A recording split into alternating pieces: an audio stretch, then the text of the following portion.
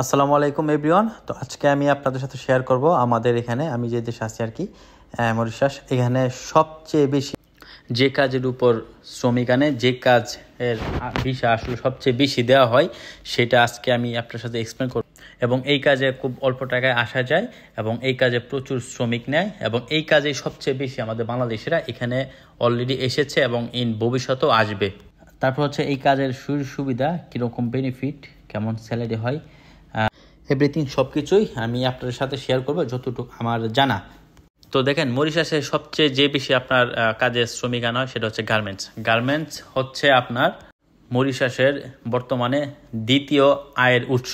মরিশাসে আপনার যে দেশটা চলতেছে তাদের বাণিজ্য অনেকগুলো আছে, এর মধ্যে হচ্ছে আপনার পোশাক রপ্তানি মানে গার্মেন্টস, তারপর হচ্ছে ট্যুরিস্ট, তারপর হচ্ছে আপনার ফিশ। এই দেশে যেহেতু সমুদ্র, প্রচুর আপনার মাছ হয়, সেই মাছগুলো ওনারা অন্য দেশে রপ্তানি করে। এরপর আরেকটা হচ্ছে সুগার। তো এই কয়েকটা উপরে ডিপেন্ড এই দেশের বাণিজ্যটা, এই দেশের যে আপনার বাণিজ্য এটার উপর আসলে ডিপেন্ড করে চলতেছে। তো এর মধ্যে প্রধান একটা হচ্ছে গার্মেন্টস। তো এই গার্মেন্টস, তো যেহেতু এই দেশে আপনার ট্যাক্স কম নেই, তাছাড়া এই দেশটা অনেক নিরাপত্তা, অনেক এই যে সরকার অনেক সুবিধা দেওয়ার কারণে অনেক বড় বড় ব্যবসায়ীরা এখানে এসে আপনার ব্যবসা করতেছে। যেমন ইন্ডিয়ান ব্যবসায়ী আছে, আপনার ফ্রান্সের ব্যবসায়ী আছে, ইটালি ব্যবসায়ী আছে, ইউরোপের অনেক দেশে, এশিয়া সহ এবং আফ্রিকা সহ অনেক দেশ এখানে এসে বিজনেস করতেছে, আর সেটা হচ্ছে গার্মেন্টস। আর একটা কথা না বললে নয়, এখানে কিন্তু চাইনিজদের অনেক ফ্যাক্টরি আছে, গার্মেন্টস সেক্টর আছে অনেক। তো এই দেশে যেহেতু অনেক গার্মেন্টস ফ্যাক্টরি, তো সেই অনুযায়ী এই দেশে কিন্তু মানুষ কম এবং এই দেশে মানুষরা এত গার্মেন্টসের কাজ জানা না, এই দেশে মানুষ একটু অন্য টাইপের আর কি। তো সেই যেহেতু ওনাদের গার্মেন্টস এইগুলো আপনার চালাইতে হবে, তো এই জন্য সর্বপ্রথম আপনার ইন্ডিয়া এবং বাংলাদেশ থেকে লোক আনা শুরু হয়।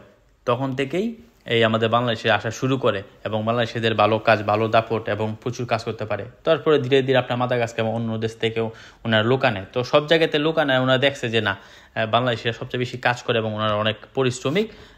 তো সেই জায়গা থেকে সবসময় গার্মেন্টস সেক্টরে বাংলাদেশিকে প্রায়োরিটি দেওয়া হয়েছে। আপনার এখন পর্যন্ত মরিশাসে যদি কোনো ছোট একটা কারখানা বা ফ্যাক্টরি, ওখানে আমাদের বাংলাদেশি আছে। তো আমাদের বাংলাদেশের দখলে এবং এমন কোনো ফ্যাক্টরি নাই যে আমাদের বাংলাদেশি নাই, বাংলাদেশি আছে এবং এদেশে আর চলবে না।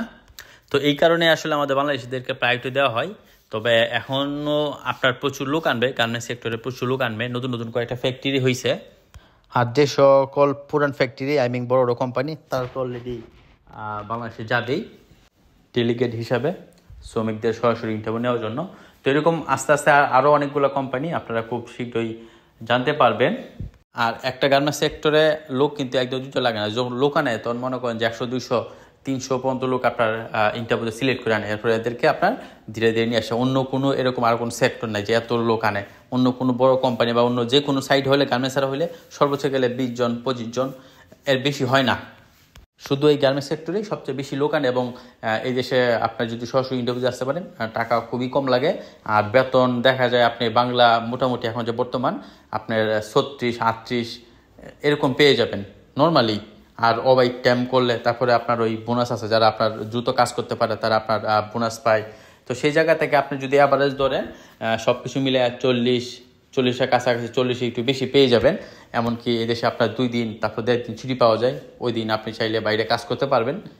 তবে নতুন এসে কাজ করতে পারবেন না, একটু আপনার পুরান হইতে হবে, ভাষা শিখতে হবে, আপনাদের পরিচিত কারো সাহায্য লাগবে, তখন আর কি সেটা সম্ভব।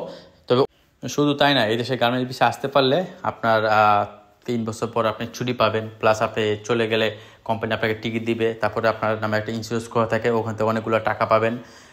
বাৎসরিক বোনাস তো পাবেনই, প্লাস আপনি যখন কন্ট্রাক্ট শেষ তখনও অনেকগুলো টাকা পাবেন। এরপর আপনার চিকিৎসা, তারপর থাকা, আরও অনেক কিছু কোম্পানি বহন করে।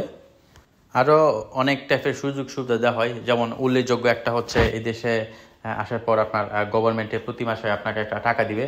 সেটা হইতে পারে বাংলা টাকায় 10,000, হতে পারে বাংলা টাকায় 5,000।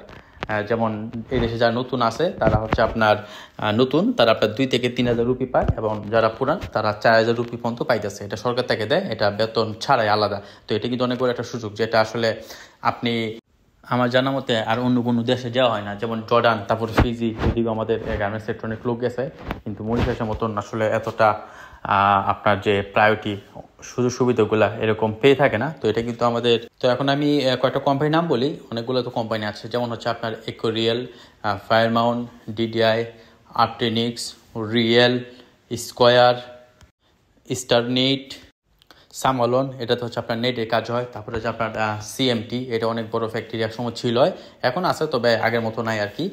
এটাও আপনার নেটের কাজ হয়। আরও অনেক কোম্পানি আছে, সবগুলোর নাম আমার মুখস্থ নেই। এই দেশে মোটামুটি কিছু বড় বড় ফ্যাক্টরি আছে, সংখ্যায় কম কিন্তু খুবই পরিবেশ বান্ধব। যেমন এই দেশে আরও অনেক ফ্যাক্টরি আছে, ছোটোখাটো ফ্যাক্টরি, এগুলো তো বললাম বড়। আরও অনেক ফ্যাক্টরি আছে ছোটোখাটো, যেখানে আপনার 20 জন 40 জন কাজ করে। তারপর সোয়েটার কিছু ফ্যাক্টরি আছে।